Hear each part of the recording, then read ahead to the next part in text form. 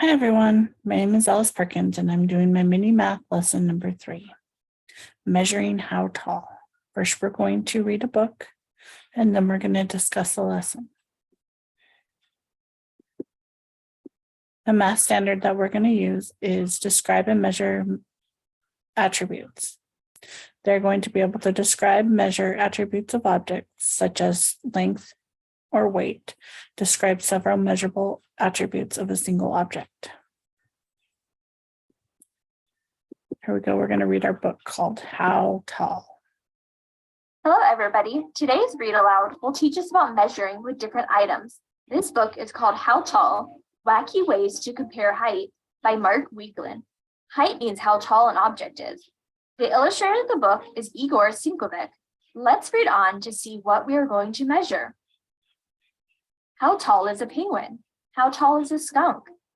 Is either as tall as a tree or a chipmunk, a giraffe, a dino, a soccer ball? Time to discover how short and how tall. 21 skunks with a little luck.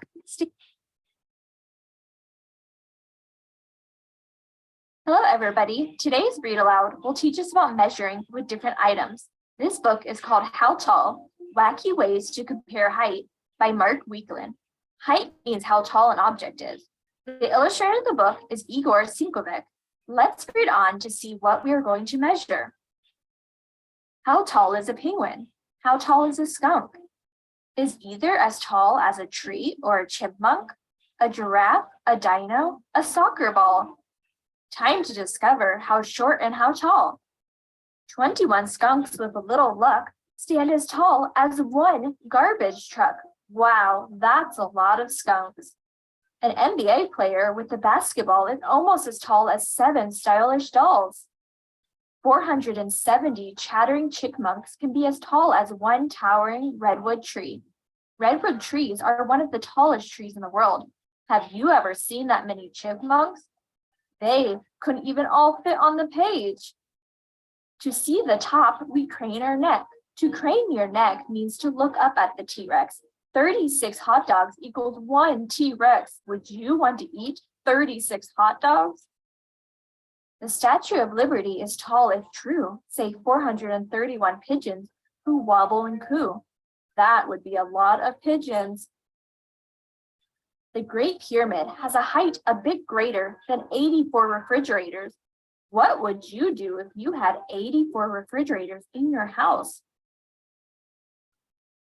Just clearing the height of one giraffe, 14 teddy bears stand tall and laugh.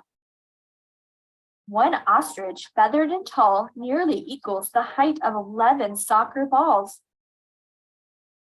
An elephant from bottom to top is as tall as 4 fire hydrants that just won't stop. The world's tallest mountain is Mount Everest. How many elephants match the snowy crest or the top of the mountain? 2,765 elephants. That is a huge number. That would take a long time to count that many elephants. How many popsicles should you buy to match the height of a bird that can't fly? 6. I hope you enjoyed this book about height. And now this penguin says goodnight. Good night, friends.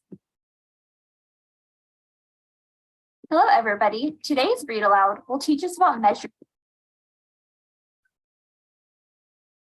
Okay, so now the students will choose a box of items to measure around the room.